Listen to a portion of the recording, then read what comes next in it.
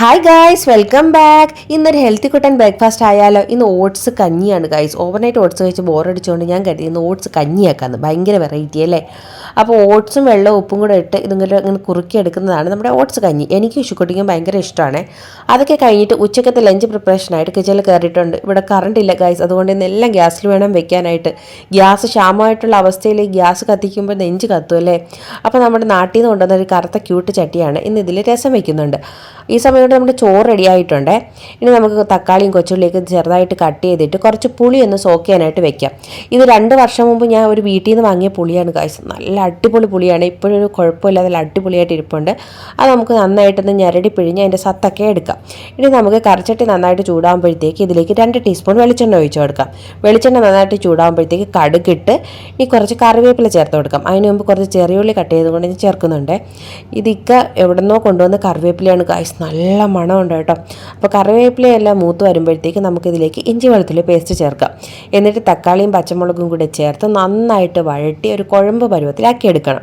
എന്നിട്ട് നമുക്ക് ഇതിലേക്ക് 1/4 ടീസ്പൂൺ മഞ്ഞൾപ്പൊടി, 1/2 ടീസ്പൂൺ മുളക് പൊടി, 1/2 ടീസ്പൂൺ കുരുമുളക് പൊടി, 1/2 ടീസ്പൂൺ കായപ്പൊടി, പിന്നെ ഞാൻ സ്പെഷ്യലായിട്ടൊരു 1/4 ടീസ്പൂൺ ജീരകപ്പൊടിയും കൂടെ ചേർക്കുന്നുണ്ട്. എന്നിട്ട് നന്നായിട്ട് ഇളക്കിയതിന് ശേഷം നമുക്കിതിലേക്ക് ആവശ്യത്തിന് ഉപ്പും കൂടി ചേർത്ത് കൊടുക്കാം. ഇതിൻ്റെ ഇടയിൽ ഇഷുക്കുട്ടി എൻ്റെ അടുത്ത് എന്തോ കൊണ്ടുവന്ന് കാണിക്കുകയാണ് കേട്ടോ. എന്നിട്ട് നമ്മൾ നേരത്തെ സോക്ക് ചെയ്ത് വെച്ച പുളിവെള്ളമില്ലേ, അതും ഒഴിച്ച് ആവശ്യത്തിന് വെള്ളം ഒഴിച്ച് നന്നായിട്ട് ഇളക്കി ഇതൊന്ന് തിളപ്പിച്ചെടുക്കണം. ഇനി നമുക്കിതിലേക്ക് കുറച്ച് മല്ലിയില കൂടി വിതറി കൊടുക്കാം. ഞാൻ എല്ലാത്തിനും കുറച്ച് പഞ്ചസാര ചേർക്കുമല്ലോ. ആക്ച്വലി ഇതിൽ ശർക്കരയാണ് ചേർക്കേണ്ടത്. നല്ല ടേസ്റ്റാണ് ഗൈസ് ഈ രസം. പിന്നെ ഞാനിന്ന് സബ്ജിയായിട്ട് വെക്കുന്നത് ക്യാബേജ് മെഴുക്കാണ്. അത് ക്യാബേജ് മെഴുക്കല്ല, തോരനാണ് കേട്ടോ. ഇവിടെ ഇപ്പോൾ റേഷൻ എപ്പോഴും കിട്ടുന്നത് ക്യാബേജാണ്. അപ്പോൾ പിന്നെ ഞാൻ വിചാരിച്ചൊന്ന് ക്യാബേജ് തോരനാക്കാണ്.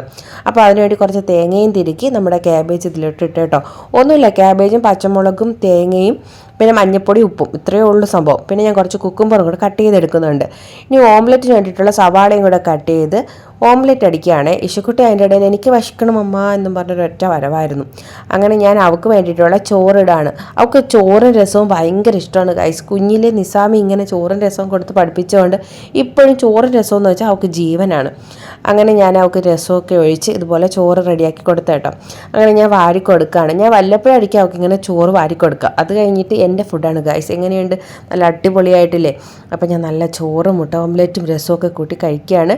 നിങ്ങൾ ഈ രസം ഒന്ന് ട്രൈ ചെയ്ത് നോക്കിയിട്ട് എൻ്റെ ഫീഡ്ബാക്ക് അറിയിക്കണേ. അടുത്ത വീഡിയോ കാണുന്നത് വരെ ബൈ.